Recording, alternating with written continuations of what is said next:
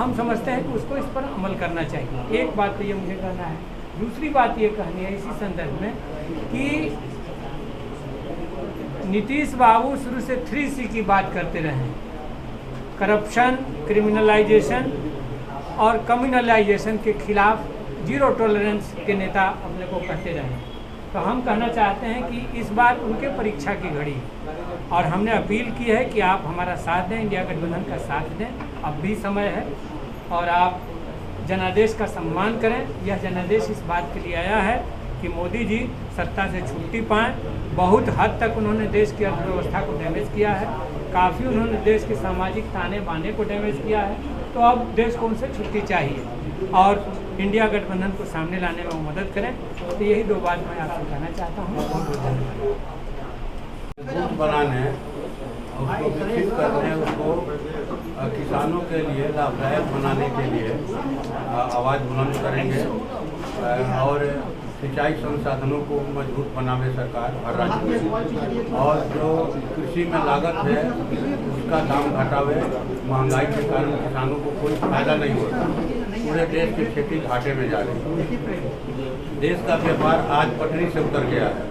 नोटबंदी, GST और अभी ऑनलाइन व्यापार, इसकी वजह से माने जो खुदरा व्यवसायी हैं उनके व्यवसाय की कैपेसिटी 40% घटी है। ग्राहकों की संख्या कम हो रही है चट्टी बाजारों में, शहरों में। तो सरकार देश के व्यवसायियों के समग्र विकास के लिए, उनके व्यवसाय के विकास के लिए व्यावसायिक आयोग का गठन करे।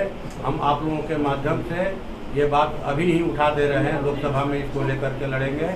और जो शहरी गरीब हैं, ग्रामीण गरीब हैं, वो गरिमामय जीवन जिए, इसके लिए सरकार उनको हर तरह का संसाधन मुहैया करावे।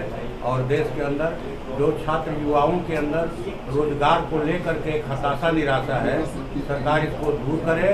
और जो खाली रिक्त पद पड़े हैं केंद्र सरकार के, उनमें जल्द बहाली शुरू करे। और जो उनका पुराना वायदा था हर साल 2 करोड़ रोजगार देने का, कम से कम अब तो उसको अमली जमा पहनावे हो। धन्यवाद। जो सरकार देश के तमाम वर्गों के साथ जो अन्याय कर रहा था, नौजवानों के साथ, यहाँ के किसानों के साथ, छात्रों के साथ, तो इस बार हम लोग ने देखा कि अज्ञाओं में भी वहाँ के जो अज्ञाओं के जो जनता ने अपने लोकप्रिय विधायक को जिता करके 5 सालों के लिए भेजा था सदन में, लेकिन इसी बीच में उनको एक फर्जी मुकदमे में फंसा करके जेल में डाल दिया गया और वहाँ फिर से उपचुनाव हुआ।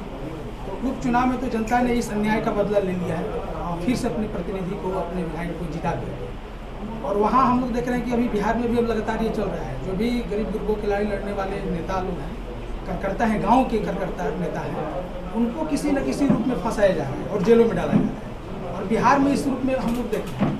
तो ये जो अन्याय हो रहा है लोगों को फंसा करके जेल में डालने का, ताकि उनकी आवाज़ न उठे, तो इस अन्याय का भी बदला जनता ने लिया है। और ये अन्याय होगा तो इसके खिलाफ में पूरे जनता मजबूती के साथ लड़ेगी। और उनको लेकर के एक सदन में और लोकसभा में जीते हुए हैं, तो ये दोनों जगहों पर, लोकसभा में, विधानसभा में और सड़कों पर, ये तीनों जगहों पर ये हम लोग लड़ाई लड़ेंगे। और इनके अन्याय के खिलाफ में एक ज़बरदस्त पूरे देश भर में एकता हम लोग बनाने का, उसमें लोगों को गलबंद करने की कोशिश करेंगे। उसमें हम लोग नालंदा, काराकाट और आरा सीट लड़े थे और 3 सीटों में हम लोगों ने 2 सीटों पर जीत दर्ज की है। और नालंदा में एक ज़बरदस्त समर्थन नालंदा के युवाओं का, वहाँ की आम जनता का रहा। भले ही हम लोगों ने चुनाव हारा, लेकिन नालंदा के कई सारे ज्वलंत सवाल थे जो इस चुनाव के माध्यम से सतह पर आया और उस पर एक राजनीतिक बातचीत कम से कम शुरुआत हो गई। तो नालंदा की जनता को, वहाँ के इंडिया गठबंधन के सभी नेताओं को, वहाँ के युवाओं को हम आपके चैनल के माध्यम से सबको धन्यवाद कहते हैं। बड़ा वोट, हम लोग को बड़ी संख्या में वोट वहाँ पे मिली है। और आने वाले दिनों में जो चुनाव का एजेंडा हम लोगों ने बनाया था, वो चाहे संविधान, लोकतंत्र और रोजगार का मसला हो, या नालंदा के अंदर जो विस्थापन की समस्या है, जो किसानों को के साथ अन्याय का मामला है, या गांव देहात के अंदर जो विकास का मुद्दा है, इसको लेकर के हम लोग वहाँ पे सघन तरीके से अभियान चलाएंगे।